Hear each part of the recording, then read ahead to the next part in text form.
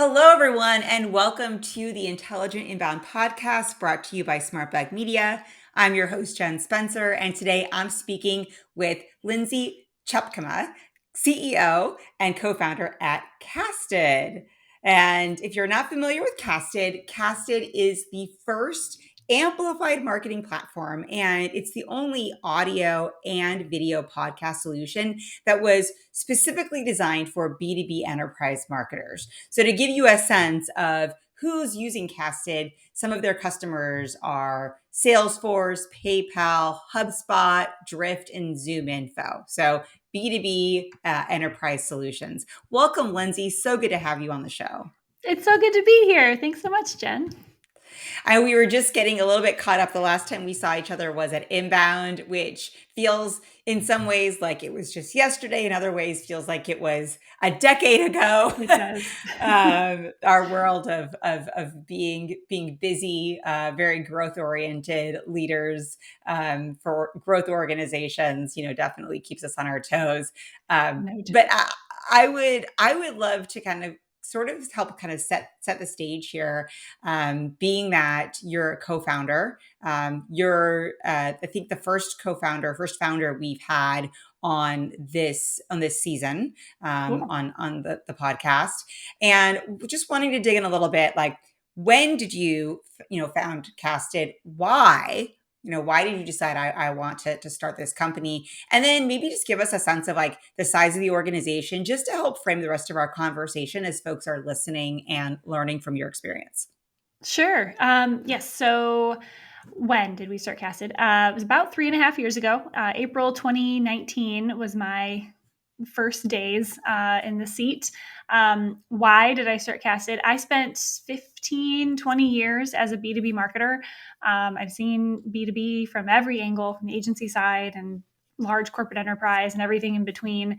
And in a nutshell, I'll keep it short and then we can dig into it. But like in a nutshell, we're solving a problem that I had with content just like this, with audio and video content that wasn't doing everything that I knew it could do. We were creating all this great content on this team that I was leading, and my team was working so hard and it was doing great things. It had so much possibility, but we couldn't unlock it. It was like stuck in this podcast, and we couldn't do anything else with it. We couldn't make it more accessible. We couldn't measure the impact it was making on the business. We couldn't maximize that impact.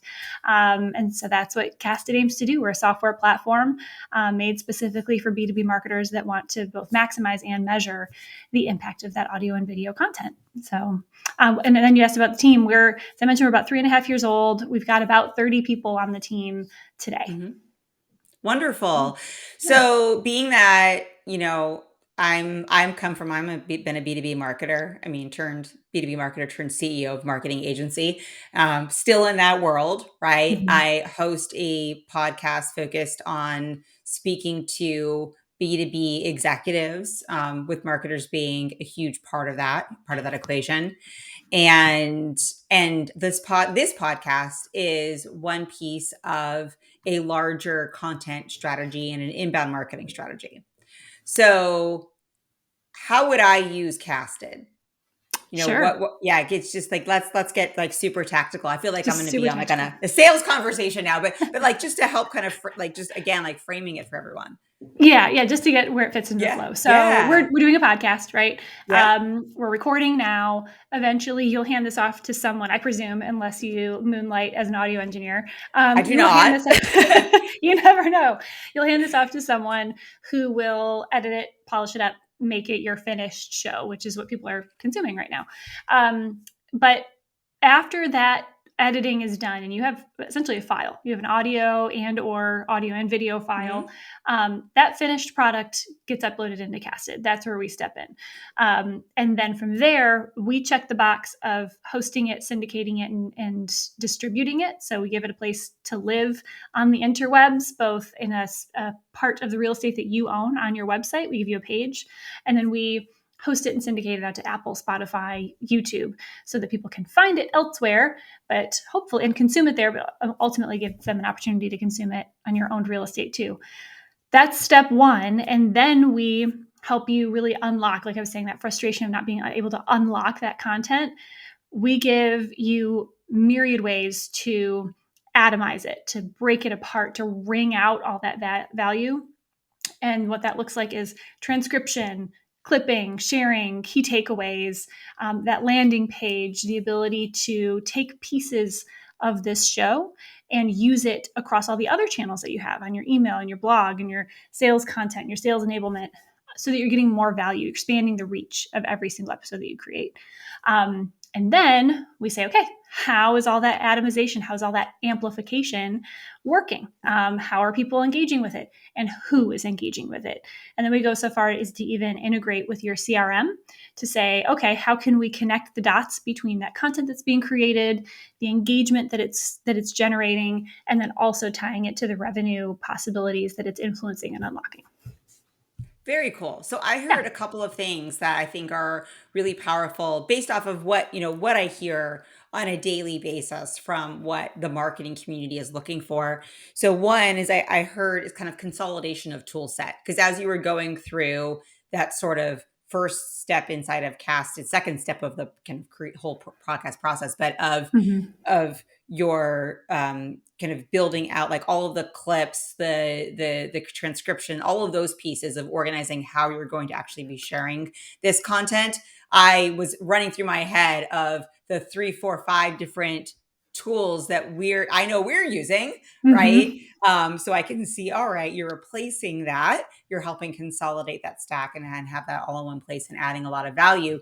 But probably more importantly is kind of that next step, and it's the attribution. Because I know when I talk to others in the podcasting community, one of their frustrations is they're only able to really look at macro level analytics, right? They're able to go, okay, well, when we podcast, when we talk about these specific topics, we see a surge in consumption. And so you can like use that as an indicator, but you're not getting super granular where you know who is actually consuming this content in the same way that we are accustomed to using HubSpot. I can look and I know if I've cookied that person, I know what articles of my blog they've read. Yes. If they're consuming videos that I have hosted on Vidyard, I know exactly what percentage of the video they've watched, right? I have all of that data, and it's been like a black hole in the podcasting space. 100%. Yeah, exactly. So we are aiming to change that. So Yeah. we, in a few different ways. One, we say, ring it out so that it is creating more of a ripple effect. It is generating a greater reach. And then we say, okay, how can we provide anything about any of that engagement? Let's start there. And so we do provide, okay, where are people coming from? Where are people going to? Where are people engaging, watching, listening? How many impressions are being generated by this content? Of all of the content that you have, broadly speaking, what is the most engaging? What's the most relevant? What are people reacting to the most? And that helps you say what's working, what's not, how can I plan and continually improve. Then we go deeper and we say, okay, how can we say of the, like exactly what you said, of the people that are in my database that I've already cookied, how can I say, or how can I understand who is engaging of my known contacts? How are they engaging? How can I append it in the contact record so that it becomes actionable by both sales and marketing and CX, if that matters, or if that's relevant to that contact? And then we go even further and say, of those who are even unknown, right, who would otherwise be completely black hole territory, how can we say, okay, what account are they likely with? What company do they work with? What brand are they with? And then that makes it a lot more actionable by both sales and marketing as well, to say, okay, 5 people from SmartBug are consuming your content. Hey, salesperson, or hey, CX person, this account is yours. Why don't you ping them and see how they liked it? See what we can do to help provide more information or to, better serve them. Yeah. So that's literally what we're trying to do every day is make that content, one, easier to ring out, and two, easier to understand how it's actually impacting the business. Well, this space has been ripe for innovation for quite some time. So kudos to you for taking that leap and helping to solve a problem that I'm a pain that I know I felt for many years. So same. Yeah. Likewise. Thanks. So this is the Intelligent Inbound podcast. We talk about intelligent inbound marketing, sales, customer success. What does inbound mean inside of your revenue organization? How important is it or isn't it? Oh my gosh, it has been how I view how to marketing for my whole career. I mean, Yeah. it's I've grown up. It's very appropriate that we actually met face to face at Inbound, because that has been my so foundational to my marketing career. Is saying, why wouldn't you pull people in? Why wouldn't you engage people? Why wouldn't you entice them in with by being compelling and engaging and informative and building trust and credibility, and then earning their the right to be their partner or their provider or their vendor. That's Inbound has always been the way that it seems like it should be. And so it really goes hand in hand with what we call amplified marketing, which is everything I've been talking about so far in our Hmm. conversation, where you start with a podcast or a video and you bring it out. That, to me, that and Inbound are very similar in that they're based on this premise of human connection, appeal to the human first, engage with them, be relevant, provide thought leadership, not for your own ego, but for because you're providing real value to your audience, and then bring them in. Keep Hmm. providing value until they're a customer, and then onward. And so, to me, that's foundational to how we approach marketing, how I approach marketing, and how Casted is built as well. And when you launched Casted, and maybe even still today, I mean, what? Well, actually, let's start with when you launched it. What was that first sort of go to market motion? Was it strictly inbound? Was it a mix of inbound and outbound? Was it strictly outbound? Just when folks are early stage or more early stage organizations, sometimes people don't recognize that inbounds can take some time to really kind of get cooking. How did you go about acquiring those initial customers? Our earliest days, like my first 5 weeks in this seat, Sure. you're looking around, you're like, well, we don't have a product yet. Yeah. We don't have customers Yeah. yet. What do we do? And so I spent my earliest days doing what I think marketers do best, which is I was talking to people. I didn't go on my own pains, my own understanding of the opportunity. It was like, okay, how do I validate this notion, right? So I talked to as many marketers as I possibly could, and then I asked all of them who else I should talk to, and just said, hey, podcast, no podcast, yes, no, why not, would you, wouldn't you, if you did, what would you want it to look like? And all of that data turned into three things. Our earliest MVP, it influenced what we should build first, the tiniest possible thing that we could build to go to market. Two, it turned into our first contacts in the CRM to say, okay, these people will be interested when we X. And then three, it turned into our content, right? Like, people are Yeah. most curious about this. People want to know about that. People have biggest pain points here. And so that's what we talked about first, and our earliest blog posts. And of course, I started a podcast. I think if we launched, my day one was April 29th, 2019. And we launched a podcast, I think, in August or September. And so Yeah. it was me talking to some of those people, just saying, podcasting in Yeah. B2B. I know it's a thing. You know it's a thing. Let's tell everybody else why it's a thing. And that resonated with a lot of people. People wanted to know how and why and what other people were doing. And we had some really good questions to ask and to address based on those earliest conversations. Wonderful. I love it. I mean, I was always the kind of marketer who, if I did one thing, I wanted to get, like, I wanted a 10x, whatever it was, because time is so precious, Mm-hmm. right? So I appreciate that. And I think it's one of those things that it seems like it's easier to wrangle when you're a smaller organization. Like, I'm going to take these product related customer interviews or potential customer interviews, prospect interviews, and I'm going to convert them into product market research. I'm going to convert Yeah. it into actual um, marketing, inbound marketing content, sales enablement content, right?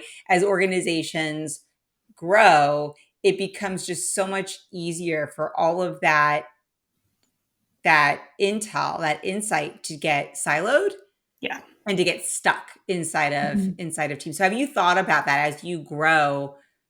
How do you remain agile? How do you keep kind of that grit that Yeah. you have right now as a 30-person company? Yeah, I'm gonna sound like an ad, and it has nothing to do with casted. It's like for podcasting, but it's so relevant. It's true. I talk to a lot of people. I mean, Yeah. this right now being another podcast and doing our own show, it helps literally and figuratively keep the conversation going, right? And easy for me to say because I'm talking to marketers about marketing, and Hmm. we market to marketers about marketing, and but I think there's something really real there. The earliest days were conversations, and now that's a touch point daily, weekly, monthly, talking to our customers, talking to prospects, talking to people in the industry, talking to our partners about what's happening and what we're seeing and what's more important now than ever. And we just did a series on the recession called the recessions. And Mm. it's all about how now more than ever, when we're all feeling even more pressure to do even more with even less, what's really important. And we honed in on repurposing and reusing content, and Mm. really focusing on creating really, really great stuff that you can really wring out. And so I think, when all you have is hammer, everything looks like a nail. I look at the lens through podcast. Everything is a podcast opportunity, but I think that really has, it's been great for our marketing. It's been great being our own best use case, but also it's been great for me too, to stay in touch with what's happening and what are top concerns among Yeah. customers, and what great successes are they seeing, and how can we help amplify their voices. So I think that really is a great way to stay relevant and to keep that grit, like you said. Yeah. And you touched on the economy. I wanted to ask you about that. Just from your seat, where you are, you have a a Martech solution, right? Mhm. Um, you can, like we talked about consolidation a little bit. I can see, right, I've never used, by the way, everyone, I've never used Casted, never been inside it. Yep. But at least not yet. But I can see, okay, I can see how there would maybe be some potential even cost savings for me in adopting a solution like Casted, right? Thinking about the current state of the economy, uncertainty, what are some of the big threats or even opportunities that you can foresee for businesses, people who should use Casted, right? Other B2B Mhm. marketers, B2B organizations, um, given kind of where we are right now in a place that just feels sort of uncertain and maybe a little bit uncomfortable for some folks. Maybe not the time that people are thinking about biting off a brand new initiative, right? Mhm. Yep. Absolutely. Um, I think that to carry on like what we're feeling, I think that there is absolutely a lot of uncertainty. There's a lot of pressure to perform in Hmm. spite of it all, quite often with fewer team Yeah. members, fewer resources, smaller budget. And so in those times, focus and simplify and shop your closet, right? So use what you Mm. already have. And so focus, meaning I think that it will feel like you need to play a game of whack-a-mole, and, oh, what am I going to do in social? And what am I going to do in email? And what am I going to do in here and here and here and here and here? Yeah. And it's like, again, with podcasting, um, when you can focus on, hey, I'm going to go have a conversation and I'm going to ring it out, that simplifies things, because it's like, well, here's this one source of content, and how can I continue to pull at the thread and use this one conversation to fuel some of what's happening in social, and to fuel some of what's happening in email, and to fuel the sales team with great conversations and great snippets, right? From one, many, as opposed Hmm. to many, many, many all the time, everywhere. That's one. Two, so I said focus, and then simplify. I think I have felt before as a marketer and as leading a marketing team, the push to be the expert, right? Like, we sell Mm. semiconductors, so you need to write on the ghost write on behalf of the leading semiconductor expert. Well, I know marketing, not semiconductors, Yeah. and so if you can go, instead of having to be the expert or posture as an expert, what if you go talk to the expert? And if you're the master of all semiconductor things, I talk to you, and I can do what I do, which is be a great marketer and harness your voice, and again, simplify that way and ring it out. And then third, shop your closet. What do you already have? What content do you already have? What was created I don't know, if your company was around back then, if you're talking about the recession, what were you doing in 2008? Is there anything that you can say then versus now? Can you say, Mm-hmm. here's some predictions that we made heading into this year. Here's what do you already have? And I'm not saying necessarily remix a blog post. Like, what virtual event did your company lead or host last year that you could go back and use some of those speaker sessions and ring them out? And then maybe you have a podcast, maybe you have a remixed Mm-hmm. episode that you could provide a lot of real tangible value to marketing and to sales. So get creative, take a Yeah. breath, and before you're thinking about net new, how can you take what you already have or take the one thing that you're going to create and ring it out? I think Yeah. it's like, just take a beat and think Yeah. about what you can ring out. I love that. I'm constantly encouraging our own internal marketing team to do just that Mhm. because the sheer volume of content that we've produced over the last 15 years is just mind boggling, right? And Yeah, some of it's dated, right? And it needs to be sure. sunset completely. And some of it's just a little bit dated and it needs an update. And, but updating something it takes far less energy often, unless it's really, really, really outdated, and then it just again needs to be kind Right. of put out to pasture. It takes far less effort than starting something new, completely Absolutely. new. So, Yeah. I think we get in our own way as marketers because we want to. We're constantly inspired, Yeah. right, by everything that we see, and we get all these ideas, and so there's Mhm. never enough Yeah. time to act on everything.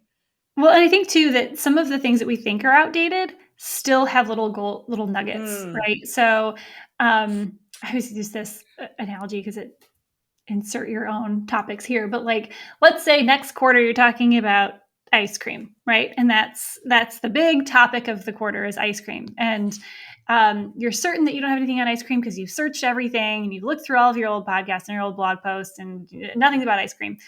But what if there's an episode about pizza or a blog post about pizza that does have a little nugget in there about ice cream that you could use and you could repurpose, or that draws mm, parallels to something else? Like, there's marketers are really good at that, at mhm. taking things and saying, hey, remember what we said about this thing a long time ago? Or here's a contrast that we can take. Like, it doesn't have to be, we're doing this thing about ice cream, what do we have about ice cream? It can be like, what do we have about the dessert world? What do we have about Mm, flavor enhancers? What do we have about how tastes have changed? I mean, there's lots of different ways, especially because I remember, and you probably do too, like, the conversation used to be, how do we get more content? How do we get the content engine going? That's not the problem for yeah, 99% of companies anymore. It's, we have so much content that I don't even know where to start. I don't know how to mine it. I don't know how to get to it. yeah, And that, we need to be asking ourselves that, especially now. What do I have that I already can use that's not necessarily on point, on topic, the perfect thing? Now I don't have to write it, but what ingredients do I have? How can I said shop yeah, the closet, maybe it should be shop the pantry. Like, how can I go yeah. back and use some leftovers and use some ingredients that I already have to put something kind of new and creative and really just interesting out Mm. there for my audience? You just inspired something in me that I'm going to keep to myself. But Yay. so I'm like, oh, I have something I know I want to do. But yeah, this is the downfall See, of being a and then, marketer is I'm well, constantly see, inspired. and then later you can use this snippet when you launch whatever that thing is and be like, this was the moment. This was it. Um, yeah, it is extraordinary. And I was going to say, it makes me appreciate a vigilant someone having someone in your organization who is vigilant with naming conventions. I am Mm, horrible at this. I appreciate being surrounded by people who are very good at it because it makes my life easier when I'm then looking for something. Because yeah, that's another thing you look at, like, well, I have all of this stuff and it's just I don't know what you're not going to open every single file. Maybe you are open every single file and like dig into it. yeah, Like, how do you organize that? And of course, there's now software for all of these things as well too. But you never underestimate a good naming convention yeah. strategy. Well, and okay, shameless plug for Casted, Sure. but we, for that very reason, everything in Casted is transcribed. So that, yes, it's great because then your transcription goes live on your show page and you can use it to create clips and everything has captions. So that's great, but it also makes everything searchable. So in that Yeah. analogy about like, we're doing something about ice cream and all I have is stuff about pizza, you can search all the transcripts for any mention Yeah. of ice cream. And in something that was tagged with some naming convention all about pizza, there's that tiny little nugget about ice cream that you never would have found ever again unless you could search the transcript. So yes, Casta Yeah. does There that. you go. Maybe if you have everything transcribed with another tool, you can actually search your transcription. So that's something that Yeah. maybe you could do. Awesome. I love it. Mm. Let's shift and talk about kind of from your seat, you're CEO of this organization. You've got this team of about 30 people. You've got responsibilities. You're VC backed. Mm-hmm. Yes, right. Okay. Yep. Yep. So you have a board that you're reporting to. I'm going to talk about board metrics in a minute, but before we get to that, uh, if you look at like every morning, you look at a dashboard, like you have Mm-hmm. one dashboard that tells you how healthy your organization is, how healthy the business is. If you need to jump in, get involved, make adjustments, what do you have on that dashboard that helps guide you as the leader of your org? Oh man. So we look at, so we're ARR. A lot of people are MRR. So annual recurring revenue, maybe Mm-hmm. your monthly recurring revenue. So we look at that, which basically correlates to growth, right? And then we look at net retention rate and gross retention rate. So are our customers staying and are they growing? And we look at logo retention. So again, net recurring revenue looks at are they staying and growing, and logo retention and kind of gross revenue retention also looks at like what's just the rate of holding on to customers and maintaining the accounts that we have. Those are the most important to me and to us at the moment. And then there's kind of like the next level down as far as, with NPS scores and customer surveys, and we have employee happiness and employee Mm-hmm. satisfaction. It's hugely, hugely important. And we look at pipeline, right? So what's here and what's coming in, is that roughly 3 to 5x of what we're hoping to close next quarter. But at the end of the day, the two most important things I would say that we look at are is money coming in and money that's staying and growing. The accounts that Mm-hmm. are staying on Yeah. on hand. And are those can I assume like those are the metrics that your board is most concerned with, most interested in, or are there Yep. others that they are focused on? Yeah, I would say generally speaking, over the life of the business, those are what they're looking at most of. Those are the most important, and everything else digs in from there. Yeah. Yeah. And what kind of leadership like talent do you have on your team? I mean, are you still at your size? Are you still running most of the organization, or Sure. what kind of structure? What does your team look like? Yeah, so as of today, so it's myself and my co-founder, Hmm. and so I sit in the CEO seat, and I'm Yeah, also currently leading marketing, and great, then he and partnerships. So that's on my plate, and then my co-founder Adam, he heads up product and CX, and then we have kind of leaders in those areas, but great. we're ultimately running those departments, if you will. Feels weird Yeah, to call it a department when you're 30 people, but and then we yeah, have chief sales officer who leads our sales team, and then we have a VP of finance and a VP of talent, and that's our leadership team. So awesome. yeah, Very, very cool. yeah. Um, So let's do a little bit of dreaming and imagine you had a blank check to Hmm. spend on one sort of campaign, like one initiative, like this you got this like angel gift of something for marketing specifically.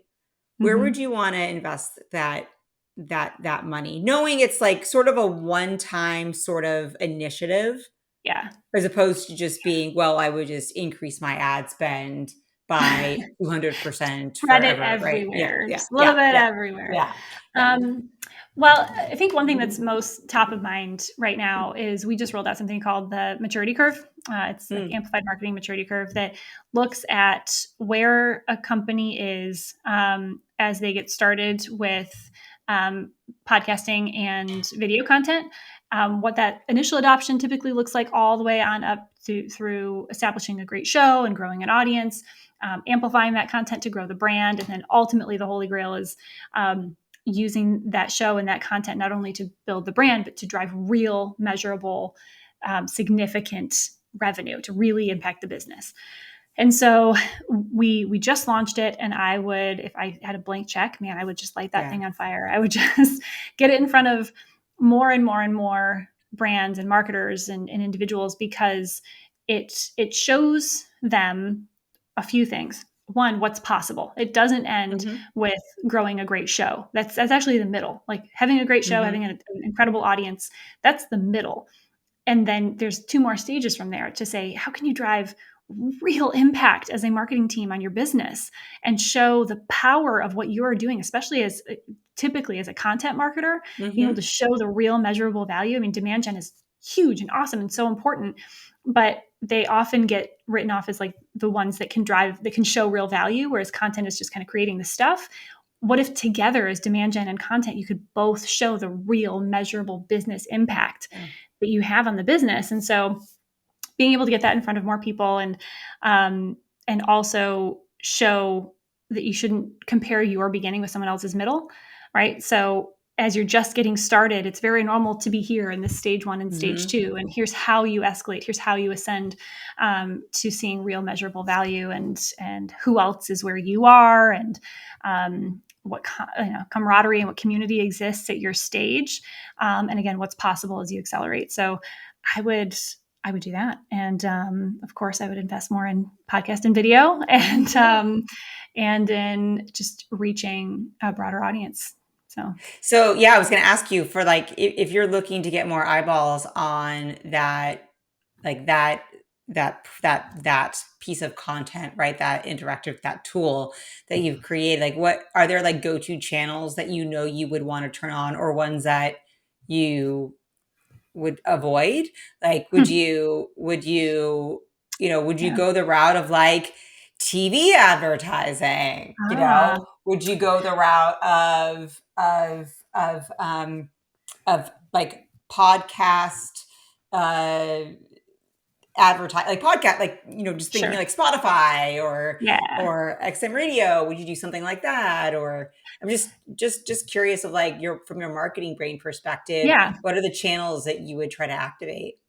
Well, I think, okay, so for us, and I know some of your audience, I'm sure, is in the same boat, we are creating a category, not because it's fun or easy. It's actually opposite of both of those things. It's really hard. And it's not the easiest path at all. So what that means is that we can't just say, hey, we're the shinier, faster, cheaper version of this other thing. Why don't you just come over to us instead? There takes a lot of education. There's a lot that can do that. And that's the path to growth, to say, hey, you're paying too much for X, Y, and Z. We can serve you better. Like there's a lot of education and relationship building and trust building, even more so involved when you're creating a category, when you're introducing something new, and asking for a new line item in their budget. And so from that perspective, and so this is certainly not one size fits all, but if you find yourself also in that situation, you have to create something that's really, really relevant, which is why I went to the maturity curve. So I believe that it is. And then I think that you have to really lean into things that are very human, right? That people will say, okay, here's the link that I have that give me more reason to want to spend more time with you and to trust you.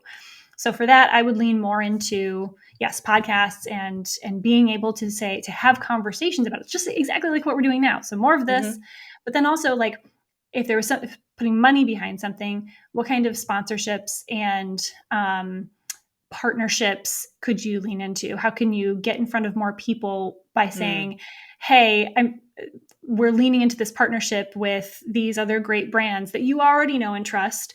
And here's why you should trust us too. And by the way, here's a conversation I'd like to have. And that's literally and figuratively, if it's being part of a newsletter, speaking at an event, partnering with someone to do something at an event. We were both at Inbound.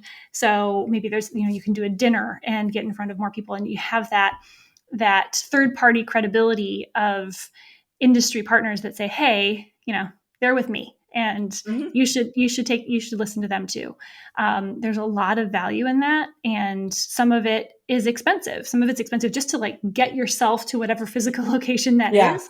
Some of it's expensive because it requires a sponsorship of the event or of the thing. Mhm. But I think when you're in this space of creating a category, having to do that much more education, build that much more relevancy, um, build and maintain that much more excitement, those kind of investments make a lot of sense. More Yeah. so than here's a paid ad, here's like these quick Yep. fix that make Yeah. sense, that make more sense either further on in our own maturity and Yeah. in the category's maturity, or that make more sense to those more comparative sales. Yeah. Spoken like a true scrappy and creative B2B marketer. Thanks. Yeah, working on it. And that kind of is a good segue into my last question for you. If for all of the B2B podcasters out there, the folks that are hosting their own, or maybe they're a CEO or a CRO, and their marketing team has a podcast or two. What do you think is most important for them right now? Mm-hmm. Um, Again, don't compare your beginning or where you are to where you want to be, right? Be inspired by it and fully understand what's possible. And I'm telling you that what's possible is driving real, meaningful, business changing impact, not as the direct result of a show, but like with the show at the center. Mhm. That's possible. So know that that's the thing, and know that there's a journey to get there, and that's okay. And it's going to take time. And so that's one. And two, start. Just start. Yeah. Start. Bring in help if you can afford a partner, if you can afford a production agency. Get the tools and the people and the experts that you need. And if you can't afford those, just start. Just start recording. Have Yeah. great conversations. Remember who it's for and why you're doing it, and just don't ever lose sight of that. That'll help keep you focused. Great advice. Lindsay, thanks so much for joining me today.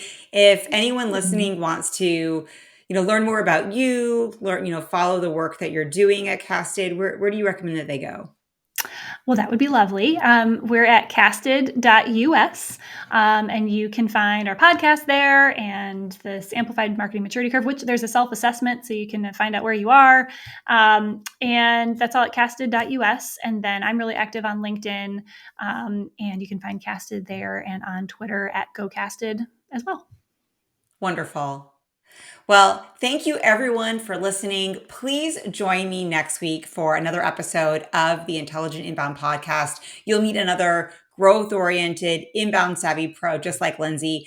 And if you learned something today, please pay it forward by rating and reviewing us on your podcast listening platform of choice. Make it a great day, everyone.